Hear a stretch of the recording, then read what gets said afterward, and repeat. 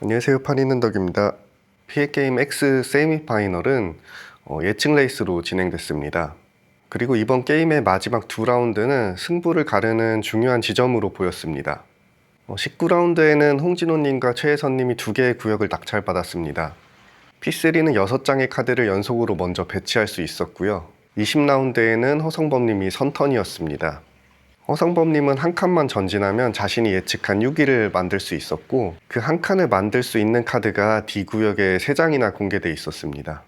마지막 두 라운드 모두 P3가 게임을 유리하게 만들 수 있는 조건을 갖춰져 있었는데, 그런데 최종 진출자 4명 중에서 P3에서 살아남은 사람은 허성범님 1명뿐이었습니다. 그리고 배팅의 신 정근우님마저 최종 탈락하게 됐습니다. 왜 이런 결과가 나온 걸까요?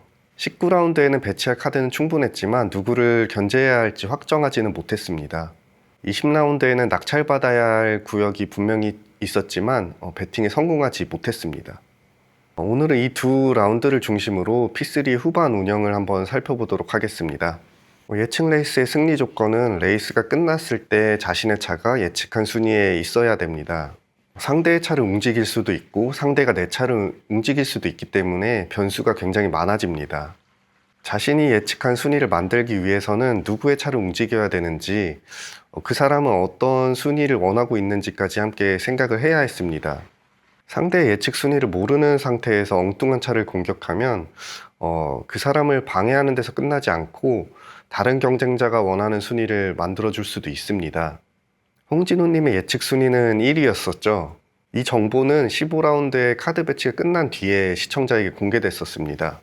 그리고 바로 다음 16라운드에서 홍진호님의 차가 강지훈님의 차와 충돌합니다. 발이 묶인 홍진호님은 1위에서 멀어지기 시작했고 18라운드에는 후진까지 하면서 남은 라운드 안에 1위를 만들기가 더 어려워 보이게 됐습니다. P3 입장에서는 홍진호님을 다시 전진시켜야 됐고 허성범님과 최혜선님의 순위도 각자의 예측에 맞게 조정해야 됐습니다. 그 상황에서 19라운드가 시작됐고 19라운드의 선플레이어는 윤빈님이었습니다. 하지만 윤빈님은 구역을 낙찰받지 못했고 P3가 A구역과 B구역을 모두 가져갔습니다. 홍진호님과 최혜선님은 배치카드 6장을 연속으로 먼저 배치할 수 있는 상황이었습니다. 이 게임에서 이동카드 6장을 먼저 놓을 수 있다는 것은 굉장히 큰 기회입니다. 다른 플레이어가 카드를 놓기 전에 자신들에게 필요한 움직임을 만들 수도 있었고 또 상대 예측 순위를 흔들 수도 있습니다. P3는 이 카드들을 자신들의 순위를 조정하는 데 우선 사용했습니다. 그리고 강지훈님의 차를 전복시킬 수 있었던 기회를 놓치게 됐었죠. 플레이어의 예측 순위를 알고 있는 시청자에게는 이 선택이 굉장히 아쉽게 보입니다.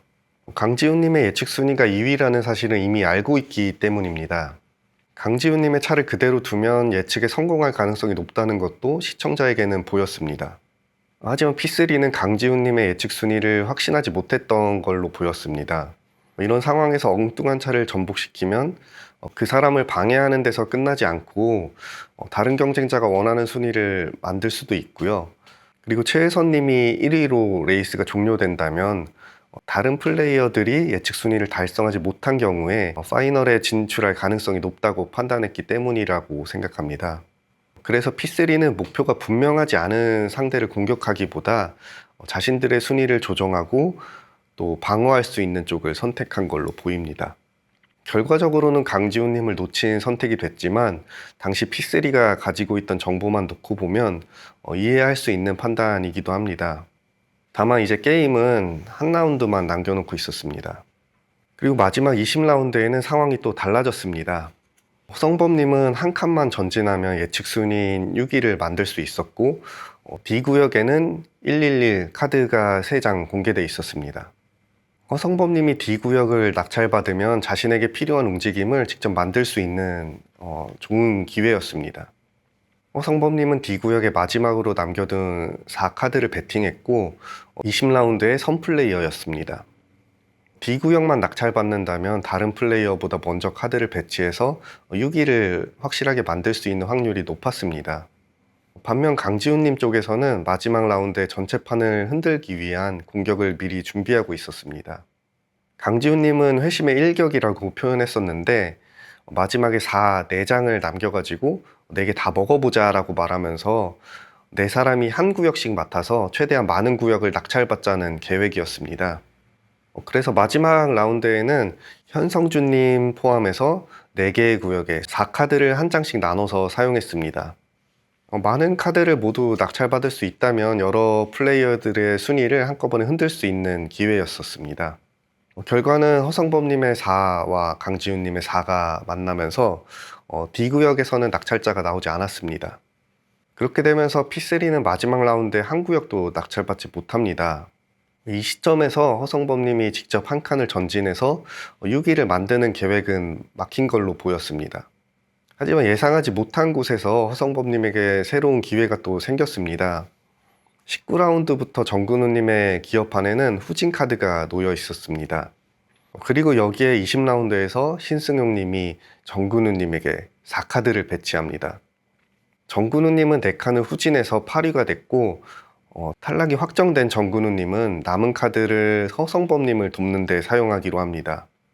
정근우님은 신승용님에게 이 카드 2장을 배치하면서 신승용님은 2칸 전진하게 됐고 허성범님을 예측 순위 6위를 만드는 동시에 신승용님을 탈락하게 만들었습니다. 신승용님이 놓은 4카드는 정근우님의 탈락을 확정했습니다. 그리고 그로 인해 남겨진 정근우님의 2장의 카드가 다시 신승용님을 자신이 원했던 순위에서 밀어냈습니다. 정근우님은 처음부터 P3의 연합으로 움직이진 않았지만 자신의 탈락이 확정된 뒤에 그를 돕는 선택을 했습니다. 최종적으로 예측에 성공한 4사람은 2위의 강지우, 3위 윤비, 6위는 허성범, 7위의 현성준님이었습니다. 현성준님은 독자적으로 플레이한 시간이 길었지만 그 후반부에 다른 플레이어들과 협력하는 흐름이 나왔고요. P3에서는 허성범님만 예측 순위에 들어갔습니다. 예측 레이스에서 자신의 목표 순위를 만들기 위해서는 그 순위에 도착하려면 누구의 차를 움직여야 하는지, 그 사람은 어떤 순위를 노리고 있는지, 원하는 이동 카드를 얻기 위해서 상대가 어떤 숫자를 배팅할지까지 예측을 해야 됐습니다. P3는 자신들에게 필요한 움직임에 집중했지만 상대가 원하는 순위와 마지막에 준비한 공격을 방어하지 못하면서 가지고 있었던 기회를 결과로까지 연결하지는 못했습니다. 여러분은 19라운드에 강지훈님을 전복시키지 않은 선택을 어떻게 보셨을까요? 아니면 당시 P3가 가지고 있던 정보로는 합리적인 선택이었던 걸까요?